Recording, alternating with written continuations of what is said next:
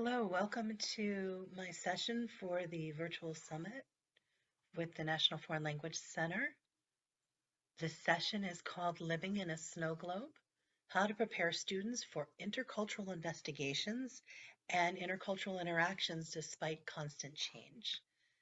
So just to let you know who I am, I'm Mara Kobe, and I am the District Supervisor in Charlotte-Mecklenburg schools for all world language programs K-12, including immersion in 5 languages and more traditional world language pathways in 8 languages. So I'm excited that you have chosen to participate in this session. So a lot of you might be feeling like I am. Since March 2020, it feels like they are constantly shaking the snow globe. All the things are moving, everything lands in a different place.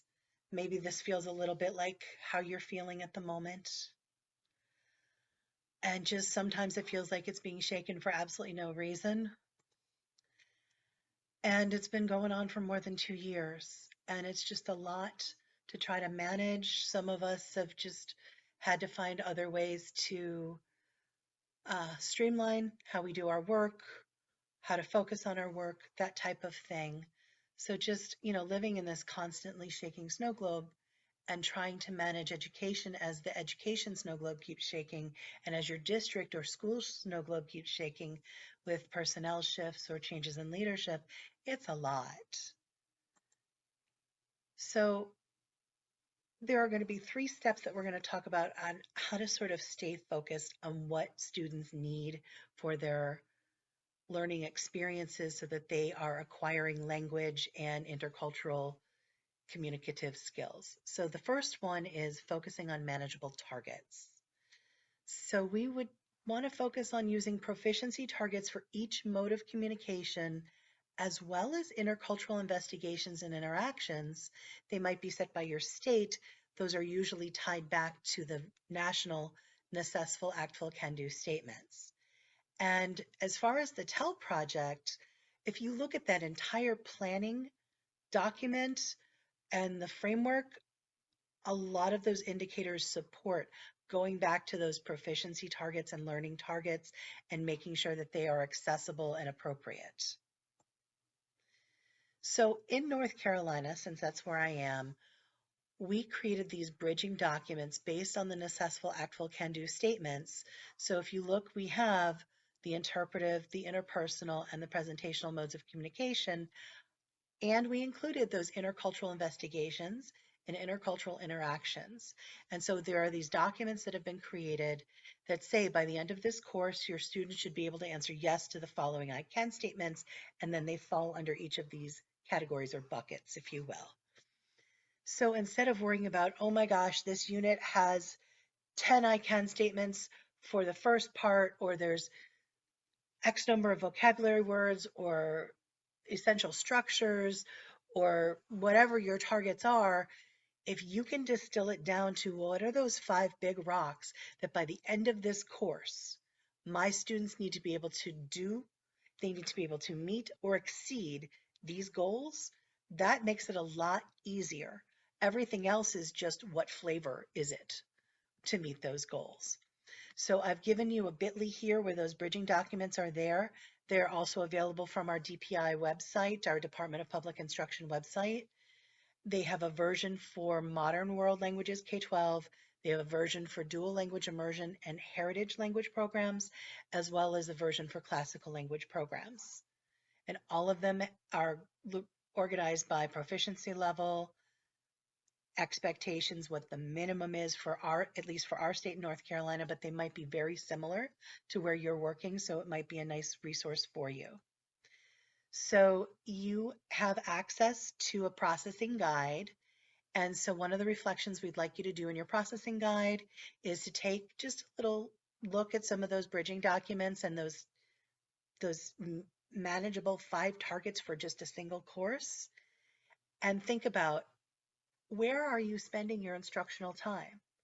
If your students can already do that under the reading comprehension, but maybe they're struggling with language production for speaking, maybe it's time to reevaluate how much effort you're putting into developing certain types of input or output skills.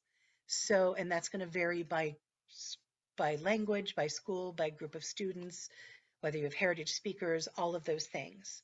So in your processing guide, go ahead and look at those bridging documents. They're linked in there as well. And then I want you to complete this sentence frame here. My students need to improve whatever skills they need to improve. And so I will spend more time doing whatever it is I need to do to build capacity in those skills. So you're going to do that in your processing guide. So the second thing you can stay focused on is focusing on target language use. That's a constant.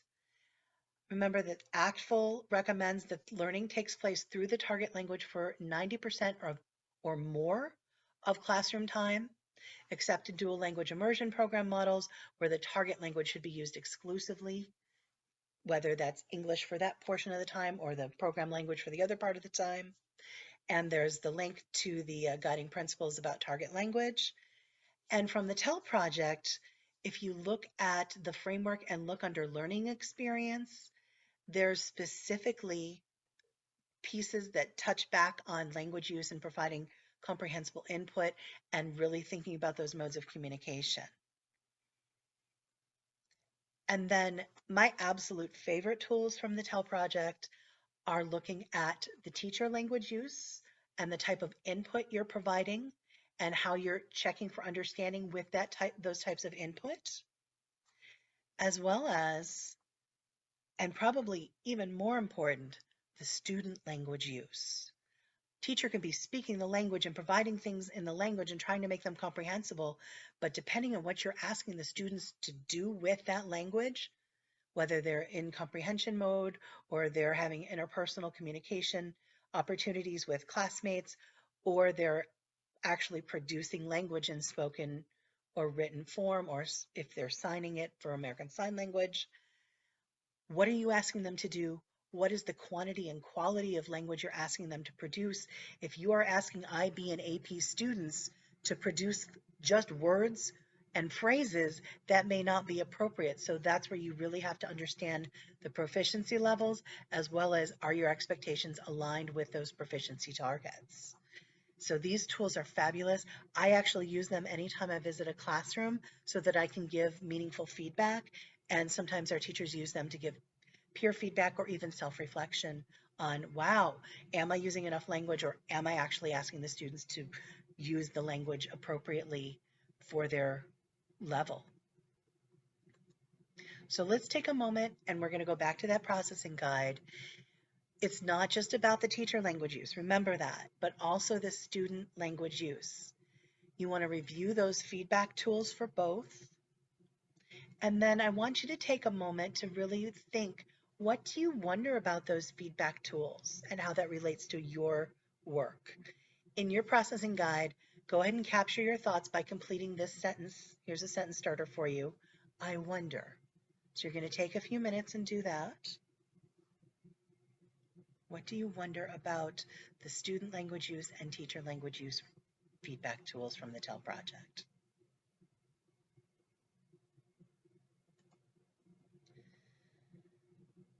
So let's talk about culture and intercultural investigations and using authentic resources to do that.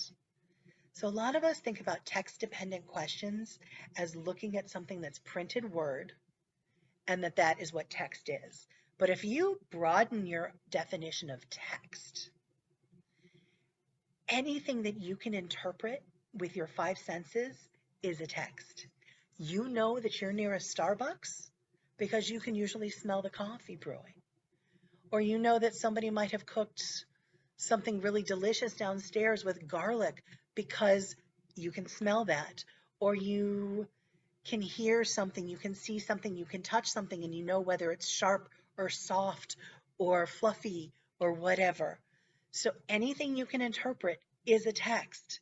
And so it is our responsibility as language educators to make sure that whatever texts we are asking our students to interpret and make meaning from, to do those intercultural investigations, those are as authentic as possible.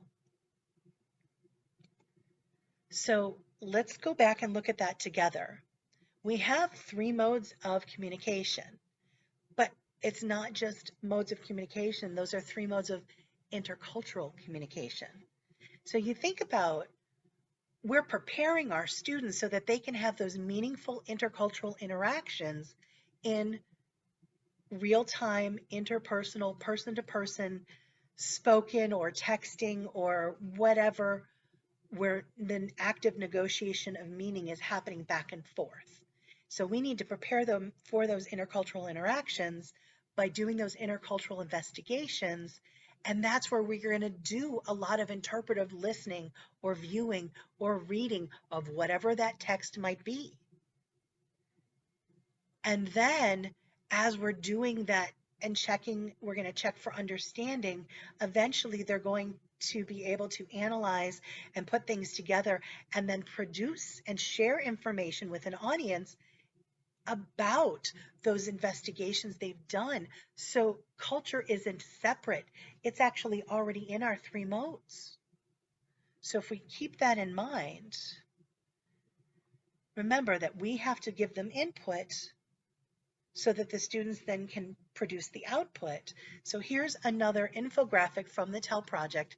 This was something they had created for Star Talk, I believe. But part of this infographic goes back to checking for understanding. And there are some nonverbal strategies here and some verbal strategies as well. Things like acting out a gesture, finger holdups, drawing or writing, especially using small whiteboards to hold up things, putting pictures in a sequence, and there's lots and lots of other options. And then, of course, sample verbal strategies where they are using the language with each other or putting it on paper or sharing it with the teacher in all these opportunities like lineups, summarizing, entrance and exit slips, questioning. Post-it notes are great. I had a teacher who used to have laminated options of, I really liked, like a thumbs up from Facebook, I really liked, I didn't like, and then like a hashtag I learned today. And then the students could put the sticky notes there. She could take a picture, look at their feedback later, and keep it moving for the next class. If you want additional ideas for checking for understanding and student engagement, Shelby County in Memphis, Tennessee has a great website where they have total participation techniques already connected to how that supports language, checking for understanding, and it's got a great set of resources there for you as well. Another piece of one of the TEL project infographics comes from empowering students to use the target language.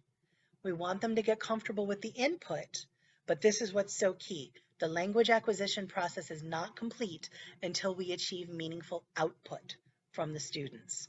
So we need to give our students the support they need so that they are confident and comfortable using the target language and not reverting back to English or refusing to participate or acting out or whatever else it could be.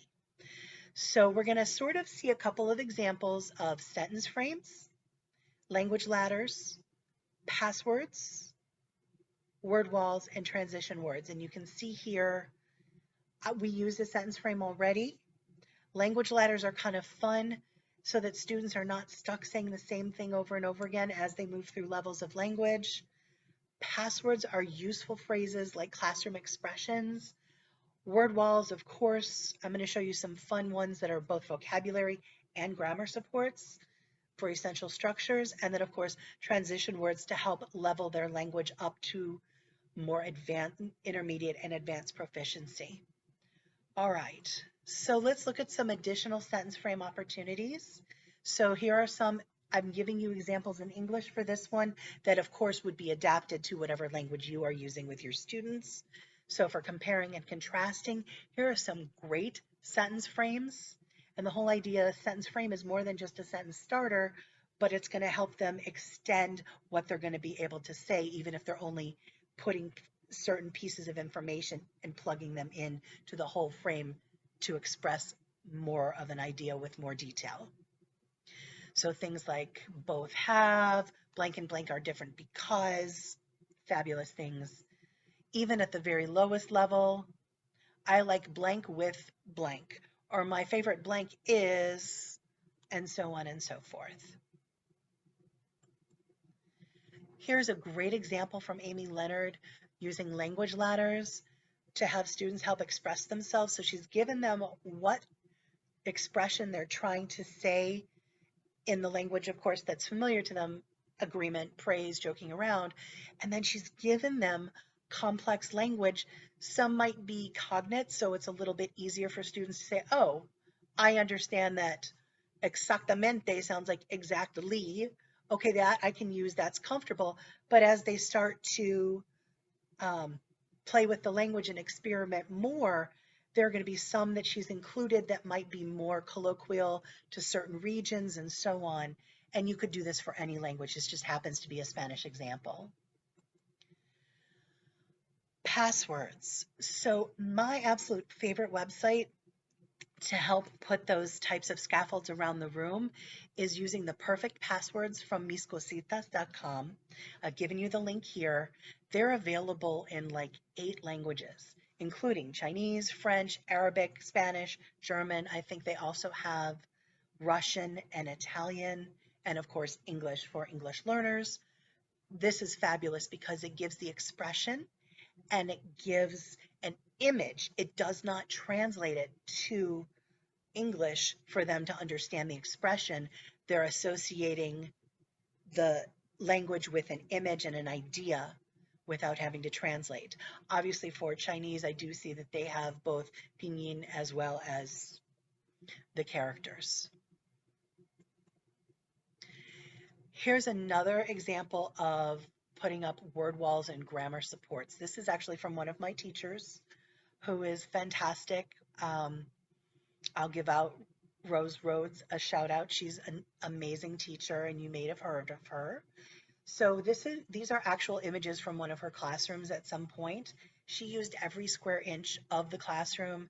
She had expressions, again, using the image and the expression in the target language. And then she had a structures and grammar section that she just left up. And if a student felt that they needed to go have that support while they were doing a low stakes activity in class, instead of struggling and getting frustrated or leaning on things like Google Translate, they were confident and they knew they had this resource they could walk over to and use. I've also included a little link on this slide if you download the presentation. Leslie Gran has created virtual word walls in 11 languages, including also, in addition, she's also included K5 French and K5 Spanish word walls for younger learners. So if you don't want to try to figure out what to include in a virtual word wall in, say, your learning management system like Google Classroom or Canvas, she's already created some for you that you could use and then add to. Absolutely. And then, of course, the transition words. As if we are pushing our students towards AP, IB, studying abroad, actually getting into more intermediate and advanced levels of language, they need to extend their discourse and using those transition words. And these are fabulous infographics that I found that are already made. Somebody made a mind web with some transition words for French. Here's a great infographic about transition phrases in Spanish, and I'll bet if you tried to figure out transition words in your language that you teach, you could probably find some of these resources already made and put them up in your room or include them in a virtual word wall or resource for your students without having to create them yourself. If you want more ideas about empowering students to use the target language, again, going back to those TEL project resources about the learning experience and the student language use and teacher language use for the target language, I've curated a bunch of resources to help that you can pick through. So go ahead and check out this bit.ly here. Lots of resources and ideas and blog posts to help you sort of navigate how you can scaffold that language production for your students so that they are doing something meaningful with the input that you're providing at the appropriate proficiency level. So we talked about culture and how the modes of communication are actually also the parts of the interculturality piece. So here's an example where you might take a text that's a photo. So here we have a photo. I'm not going to, I'm going to tell you right off the bat, this is something that we're looking at. This may or may not be familiar to our students. And there's a lot to unpack here. So you might have them do a task in the target language where they work with a partner and one is going to ask what's happening, and then you give them a sentence starter or a sentence frame. What's happening, where is this happening, and who is participating. And you can give them the language they need. And then you can also provide things so for each task, you can agree or disagree with your partner and give them that sentence starter. I agree because, or I disagree because. You don't have to stop and teach them, I agree, you agree, he, she, it agrees, because you can just give them that language chunk and then they can learn to use it and express what they can do. So after they've done just that very surface, what's happening, where is this happening, who is participating, then they come back and they go back to the text for evidence and cite evidence from the text. And yes, it's an image, but you can still cite evidence from this text to support what's going on. So what do you see that tells you what is happening? What other elements of this image or text tell you where this is happening? And what other elements do you see in this text that can tell you who is participating? That is citing evidence from the text. You can do that for any level. This is given obviously for a lower level. Again, you're doing this in the target language, not in English. So we're going to go through, and there could be 3 more tasks you could do where you're actually doing a third reading of the text. And this is where it takes it into the perspectives for the culture.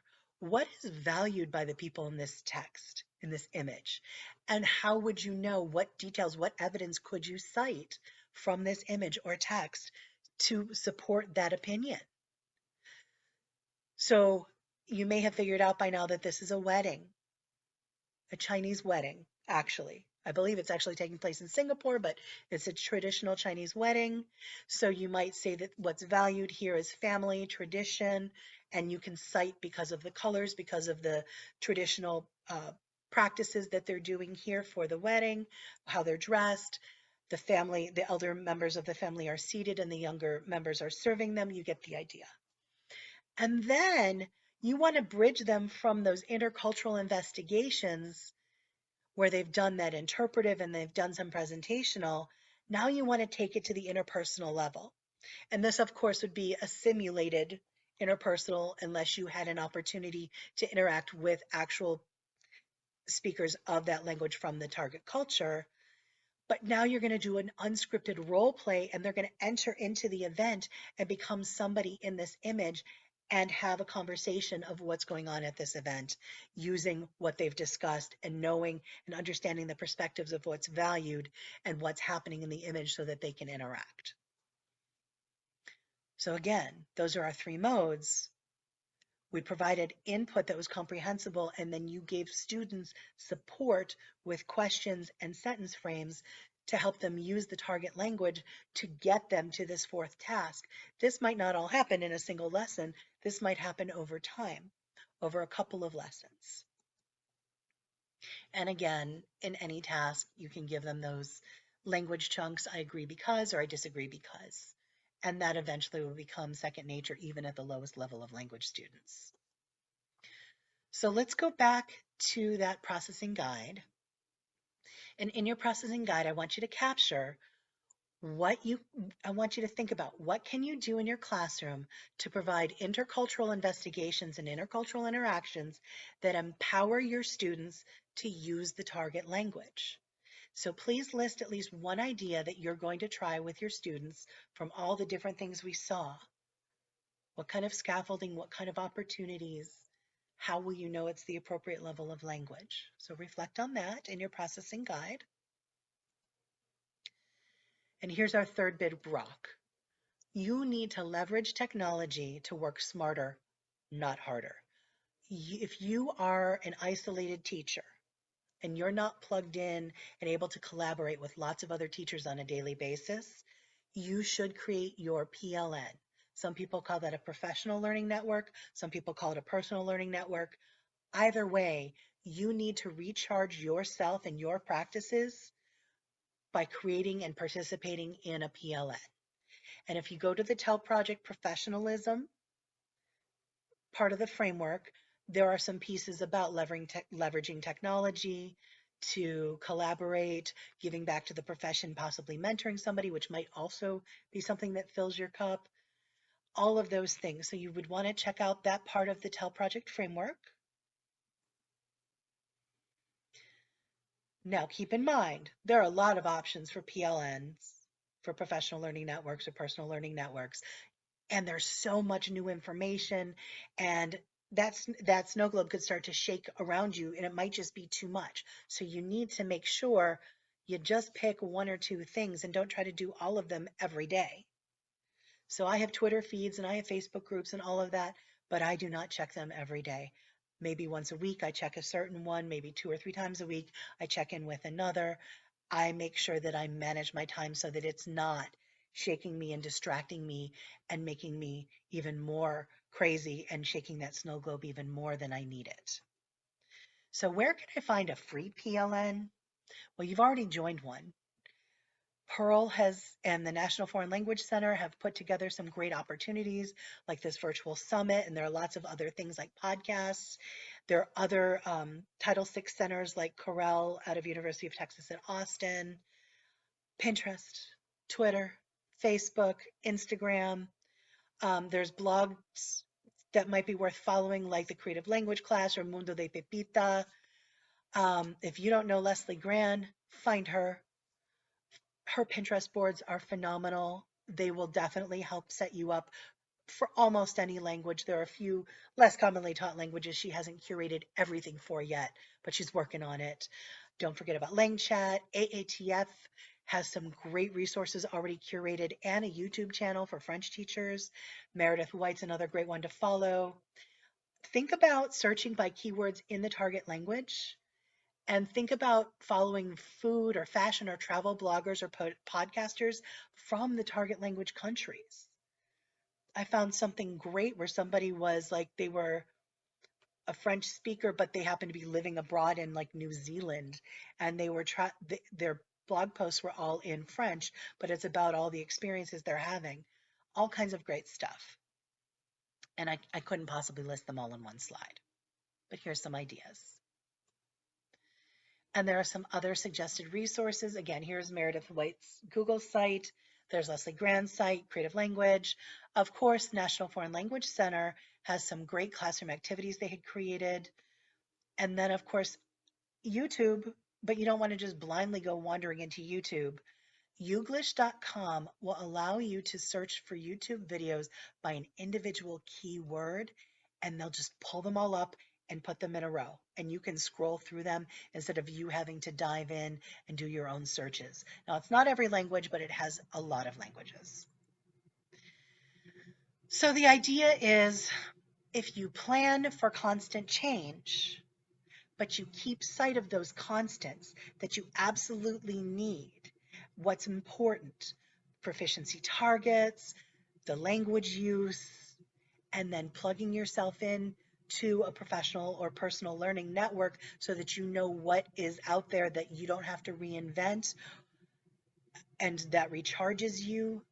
Those are those three constants that you can own, you can control, regardless of what else is shaking around you. So keep in mind, we spend our lives crafting our own snow globe worlds, but the beauty occurs when they get shaken up and it creates something new. So you have a final reflection in your processing guide. I want to thank you for joining me on this, and the National Foreign Language Center thanks you for being part of the 2022 National Foreign Language Virtual Summit.